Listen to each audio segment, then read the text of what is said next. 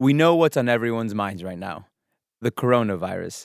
And here in our cross border region, there's probably one question that's mostly dominating our minds.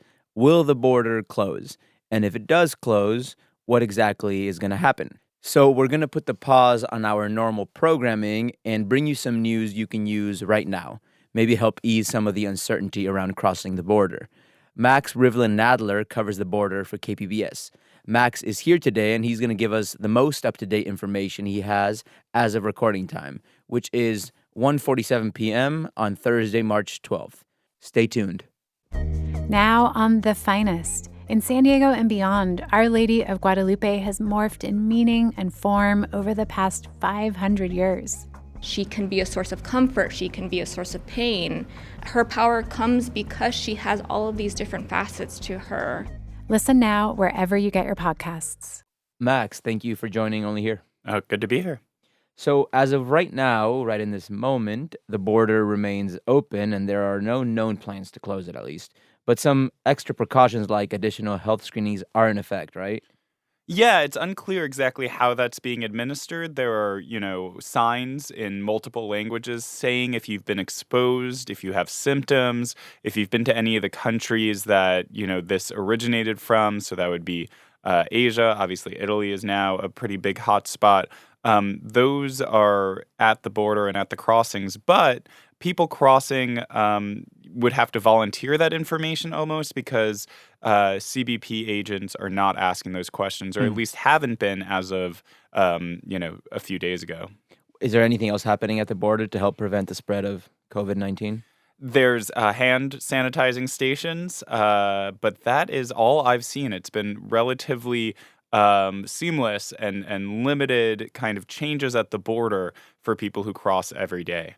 A lot of these things are kind of just like, here we're making an effort, but as you saw with previous iterations of travel bans, they don't necessarily already work because we already have coronavirus here in the United States. So I don't necessarily understand their efficacy because it has already spread here. Yeah, so I heard the San Isidro port of entry was closed briefly recently to do some tests. I saw a lot of videos with smoke.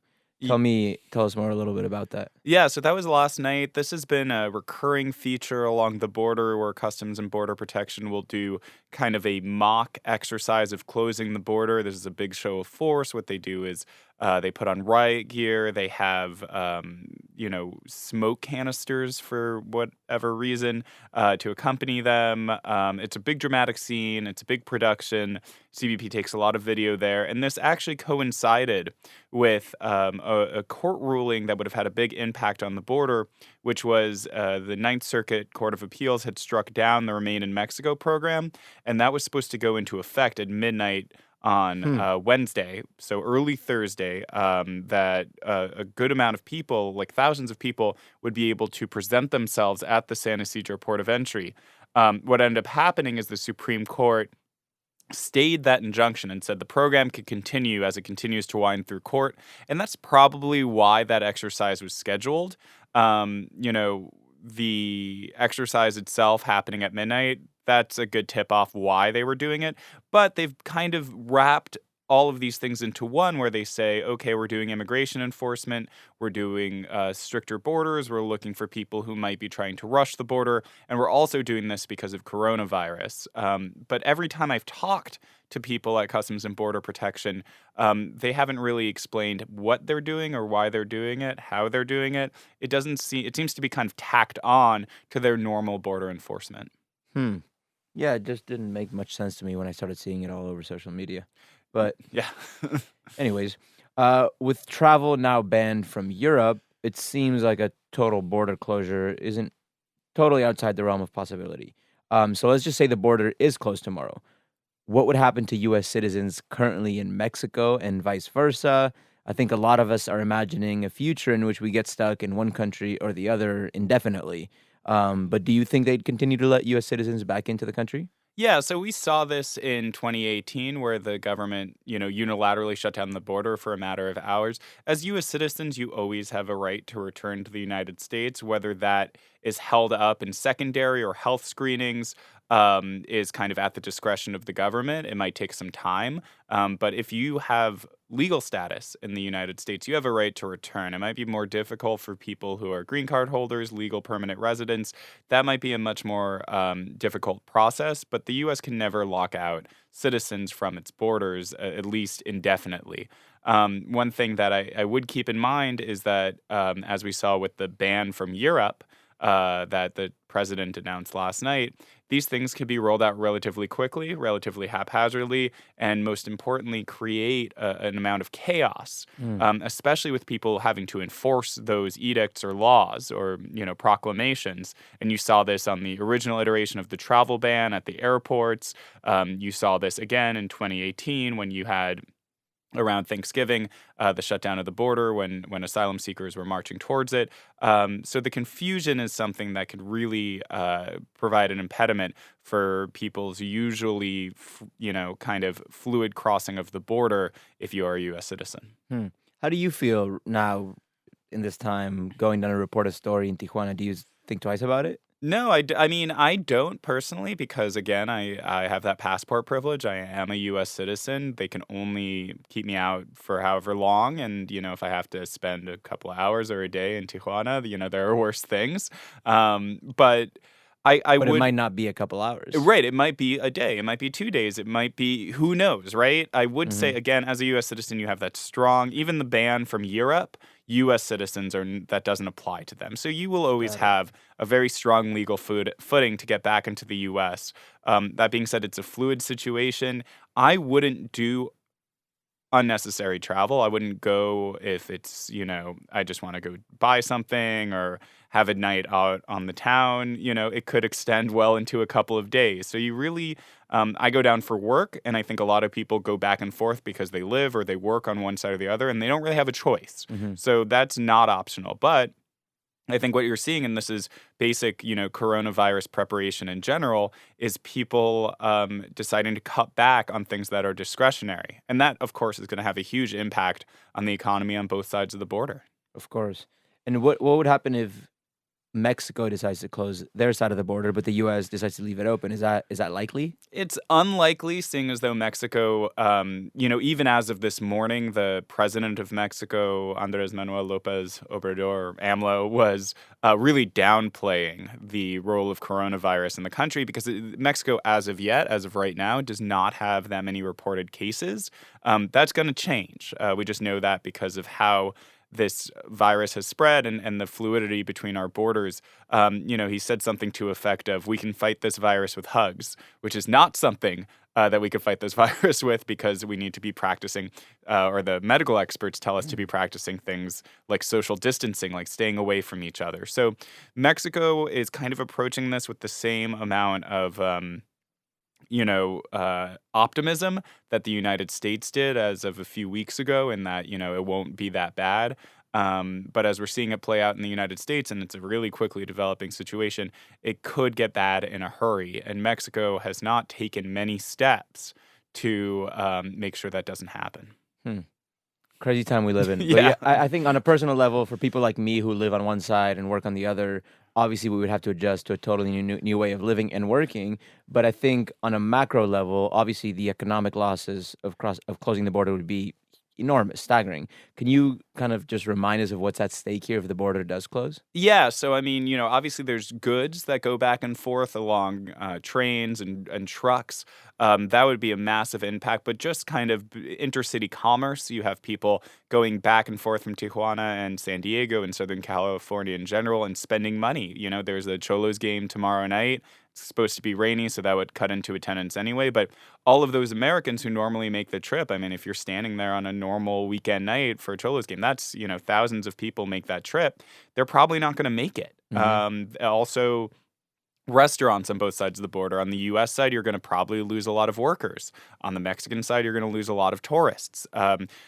The trickle down effect that the trickle down economics probably doesn't actually make all that much sense, but the trickle down effect of people not spending money, on the other hand, does have a huge effect, and it ripples out throughout the entire economy. I heard somebody put it this way, in that what we're going to see is coronavirus as a pandemic, and unemployment in the next couple of months is going to be the epidemic.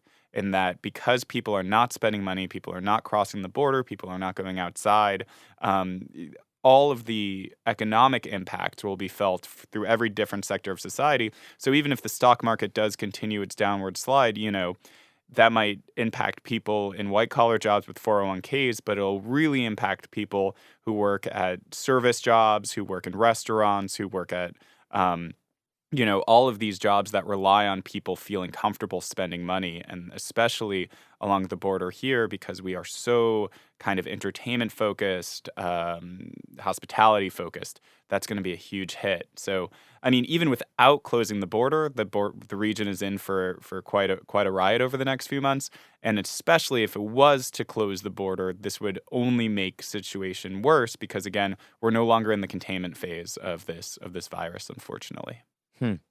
Yeah, I think to really be effective, especially in a region as interdependent and as fluid as ours, the region needs a very coordinated response between public officials in California and in Baja.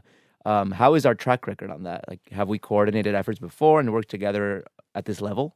We've worked together before on SARS. We've worked together before on Ebola. We both work with the World Health Organization to try to track these viruses and practice best practices. Of course, there have been really big notable failures. The ongoing sewage issues along the southern border with the Tijuana River. Obviously, U.S. officials are very upset with how that's played out. Mexican officials are frustrated as well with lack of assistance. So. We have a mixed track record. Obviously, the lines of communications between both sides are fairly open and are probably at their best levels in recent history. The both sides of the border are talking with each other. There's a strong bond there, but we are in kind of a triage moment where the county is trying to get a grip on what's happening inside of its own borders. And until Mexico really begins presenting its own symptoms and the numbers of people infected go up there, probably you're not going to see as much cross-border association and cooperation as you would otherwise. And I think it's just a matter of time. But I think local officials are pretty busy right now and a little swamped with the enormity of what's going to happen here. Sorry to be a bummer. It's the time we live in, Yeah. man. The people most at risk are people in places where sanitation is not a priority or there's not that many resources, like migrant camps in Tijuana. Do you know if there's anything being done to protect that very vulnerable population? Yeah, this is a really interesting facet of it, right? Because you have these camps that have limited sanitation options. People are living on top of each other.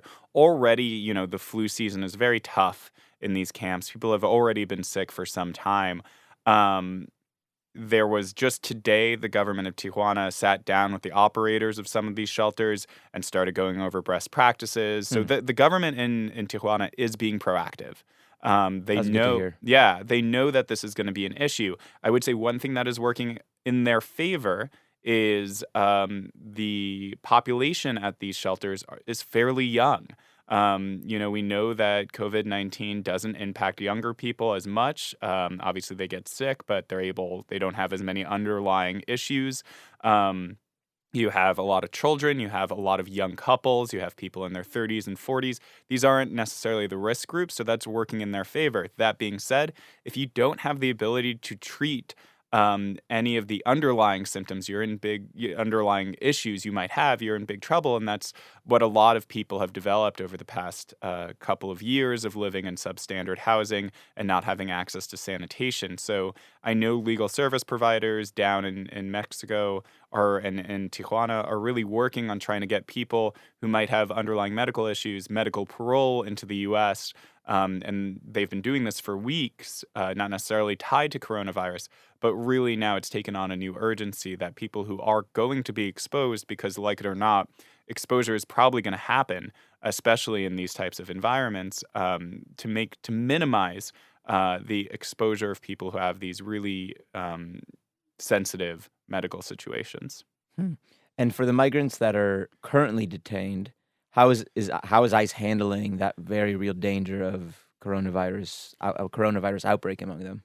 Yeah, so ICE has been really opaque in terms of how it's dealing with this outbreak. They haven't really said too much. Not surprising. Yeah, not surprising. They're not the most forthcoming agency. And the American Civil Liberties Union of San Diego and Imperial Counties yesterday called on ICE to keep local service providers up to date with what's going on, and basically not just saying we're treating this as we normally do, because the normal inside ICE detention is not great. These are places that have seen outbreaks of mumps, really bad flu seasons, um, you know, a lot of solvable and curable medical problems that have been exacerbated due to lack of service. We know that the private detention facility in Otay Mesa does not have a great history when it comes to medical care. We know of pregnant women who've had a miserable time there. And so legal service providers and human rights organizations are very concerned about what ICE is doing and trying to impress upon them that it can't be the same status quo, because this is a population that is being civilly detained. They haven't done anything criminally wrong. So a lot of people who are currently being detained could be given something called a notice to appear and told, hey, you could go out into the U.S. and then we will call you back for your court dates, thus kind of relieving the stress on a system that already shows that it's incapable of handling serious medical emergencies. I've reached out to ICE several times. I've yet to hear back as to what their plan is. And they say they've got it covered, and we will see. But unfortunately, it feels like it's only a matter of time before you do have individuals in these locations that end up with this virus. And I should add that not only are the detainees at risk, but also the people that work there and the people that provide legal services there. So it's an entire community. And unlike the detainees, those people are going home at night. So if you have an outbreak at a place like CCA in Otay Mesa, or at or GEO, which is downtown and has people in federal custody, that's a place where basically people can take the disease from one place and bring it to another. And it doesn't seem as though these agencies are based on previous actions, are really up to the task. We'll find out. Yeah, to go off that, some people fear, obviously, that the flow of deportees, people who get deported from the U.S. to Mexico, could really complicate the region's ability to contain the virus. What's happening with deportations right now? Yeah, deportations are really interesting. Obviously, people are not only being deported back to Mexico. A lot of people are being deported to Guatemala, to El Salvador, to Nicaragua. They're being deported all over Central America, which to this date has not seen many cases. The U.S. might actually be exporting the virus as part of the people that are being deported and removed. There's a bunch of new accommodations that have been made with Central American countries to send people from a third country to Guatemala, to Honduras. That's going to happen soon. To El Salvador. That's also in the works.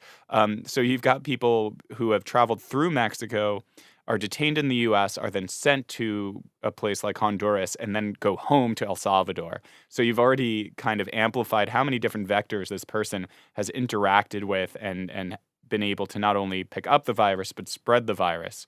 The irony, of course, is this has already happened one time before, but when America essentially deported its gang problem to Central America, and that has led to the rise in asylum seekers along the southern border. So it's a closed loop, which has been traveled before.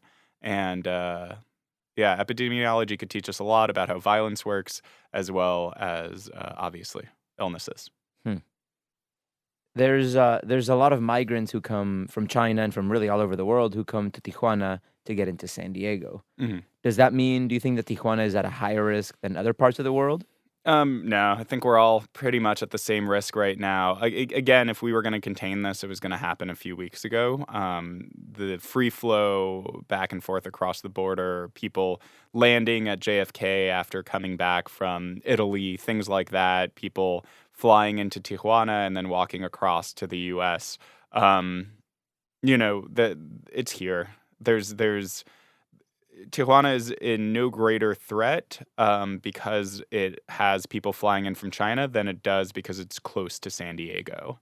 Um, that's just the fact of the matter, and that's basically globalization in the 21st century means that a large city with a huge manufacturing base is going to be exposed to these types of illnesses, and unless you are extremely proactive, there's very little you can do to spread it, especially if you are neighboring a city like San Diego in a country that has not been nearly proactive enough in stopping the spread of this virus.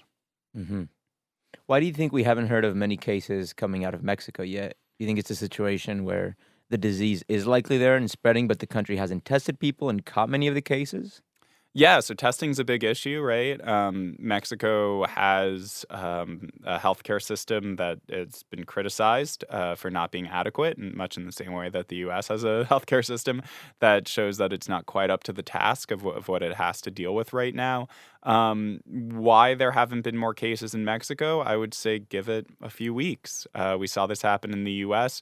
The thing about Mexico is, I mean, if you were to look at how this kind of spread, it did spread among wealthy people first because they Hmm. are the world travelers. They go from place to place. And just being a poorer country, you just have less cosmopolitan kind of jet setters. Of course, you have the 1% in Mexico and Mexico City and Tijuana.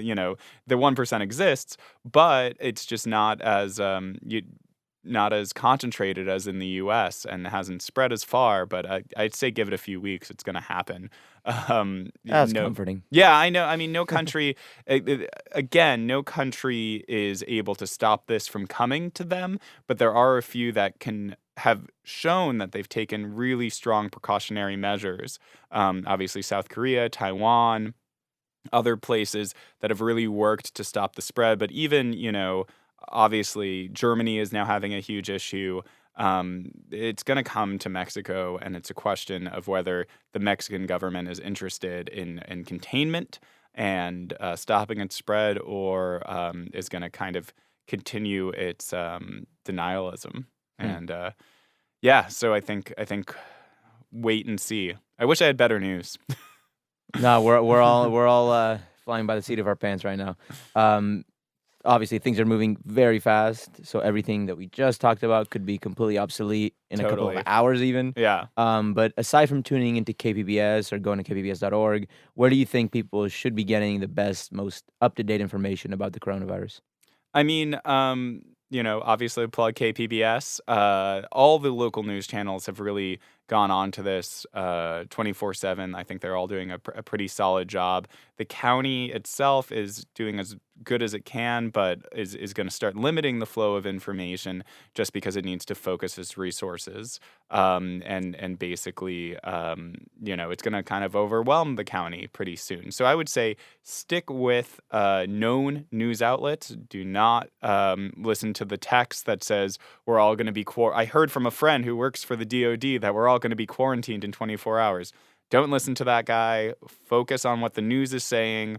Even if you might say the news is being a bit, you might even think that the news is being a bit dramatic. It's much better to err on the side of safety. It's much better to take the precautions that you need to now, and wish you had, feel foolish later than not taking them when you really need to. So I would stick with KPBS, your trusted local news sources, state and local officials, and stay off of WhatsApp and iMessenger and Messenger for a lot of disinformation is going to fly around in the next couple of days, and you just got to be aware of that.